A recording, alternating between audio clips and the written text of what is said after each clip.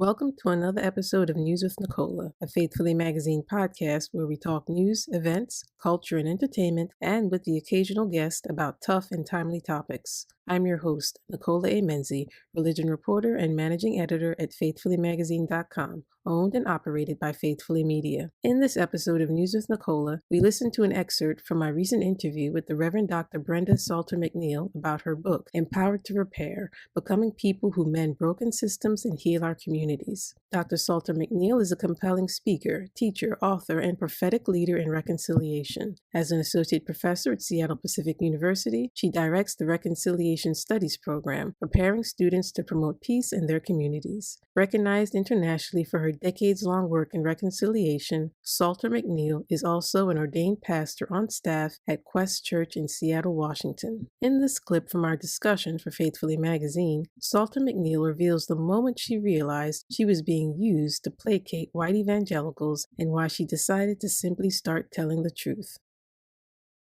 What I was told when I first started doing this all those decades ago was that if I would be nice enough, biblical enough, not political, I wanted to demonstrate to people that this call to reconciliation wasn't some kind of a secret kind of way to bring liberalism, because that was the fear. The fear was that these people are trying to bring liberalism into the church, right? And this reconciliation and racial reconciliation and all this kind of gender stuff, people were resistant. And what I wanted to demonstrate was that this is not some political thing or social thing. This is spiritual. God called, this is biblical, right? So for a long, long, long time, I would preach, teach, go to conferences and do seminars. And I did it solely based in holding any of my own personal kind of desires or things that I wanted to see. And I just resented the biblical call to racial and gender equality, equity, and reconciliation. Because I was told that that's what would persuade people, that's what caused me to stay in that zone. When I realized, and that's what made me bring up Donald Trump earlier, so now I'm going to say what I really meant to say. Most of the time when people invited me to speak, I was in white evangelical spaces. So when I say people said that's what they wanted, I'm talking about white evangelicals. I would speak at national conferences, et cetera, where thousands of people would be there. And most of that was, a majority culture context. And I was well received because people could tell I wasn't mean spirited. I wasn't trying to, come in and like hurt people.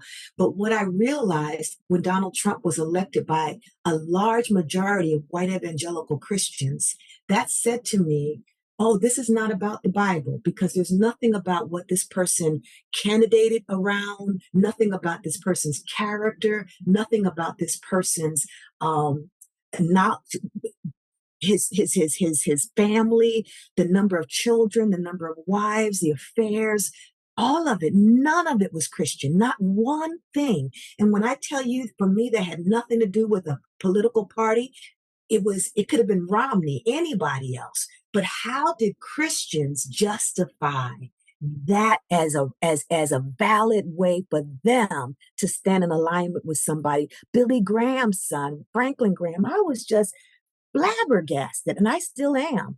And that was the day that it was almost like I had a new pair of glasses came on. I was like, when you feel like you couldn't see, and then all of a sudden you felt like, I see clearly now. Someone said, I can't believe what you say. It was James Baldwin. James Baldwin said, I saw a quote, I can't believe what you say because I see what you do. That was it for me. I can't believe what you say because I see what you do. And I believe that any white evangelical Christian that wants to regain their credibility with people who sincerely want to help build the people of God, they will have to start to do what it is they say they really believe because what I've seen is nothing but divisiveness and justification for the unjustifiable. And I will not align myself with that. And so when I became clear that it wasn't about being kind or holding back, I just decided to tell the truth, and to tell the truth as clearly and straightforwardly as I can, because I could tell now that I was being used to placate people by giving them a version of this call to reconciliation that was palatable to them. Now I'm saying I'm just going to tell the truth. And if you hear this truth, it will make you free. But we can no longer go on playing as if we're living for the kingdom of God and justify the kinds of evils that are happening around us and participate in that and think that that's going to win a generation for the kingdom of God. Young people are disenchanted with what they see of Christianity today. And I understand why they are. And so I'm really trying to help them to believe that who God says God is true. And what they see of Christians is hypocrisy.